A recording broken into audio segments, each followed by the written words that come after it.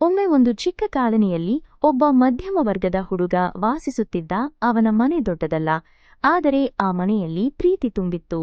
ಬೆಳಿಗ್ಗೆ ಅಮ್ಮ ಅಡುಗೆ ಮಾಡುತ್ತಿದ್ದರು, ಅಪ್ಪ ಕೆಲಸಕ್ಕೆ ಹೊರಡುತ್ತಿದ್ದರು. ಹುಡುಗನು ತನ್ನ ಹಳೆಯ ಚೀಲ ಹಿಡಿದು ಶಾಲೆಗೆ ಹೊರಟು ಬಿಡುತ್ತಿದ್ದ. ಅವನ ಚಪ್ಪಲಿ ಹಳೆಯದಾಗಿರಬಹುದು, ಆದರೆ ಅವನ ಹೆಜ್ಜೆಗಳು ಗಟ್ಟಿಯಾಗಿದ್ದವು. ರಸ್ತೆಯಲ್ಲಿ ದೊಡ್ಡ ದೊಡ್ಡ ಕಟ್ಟಡಗಳನ್ನು ನೋಡುತ್ತಾ ಅವನು ಮನಸ್ಸಿನಲ್ಲಿ ಒಂದು ಮಾತು ಹೇಳಿಕೊಳ್ಳುತ್ತಿದ್ದ, ಒಂದು ದಿನ ನಾನು ಕೂಡ ಇಲ್ಲಿ ತಲುಪುತ್ತೇನೆ. ಶಾಲೆಯಲ್ಲಿ ಅವನು ಹೆಚ್ಚು ಮಾತನಾಡುವುದಿಲ್ಲ, ಆದರೆ ಅವನ ಕಣ್ಣುಗಳು ಕನಸುಗಳಿಂದ ತುಂಬಿದ್ದವು.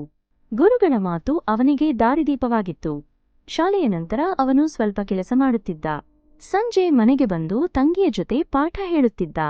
ರಾತ್ರಿ ಕರೆಂಟ್ ಹೋದಾಗ ಮೇಣದ ಬತ್ತಿಯ ಬೆಳಕಲ್ಲಿ ಓದುತ್ತಿದ್ದ.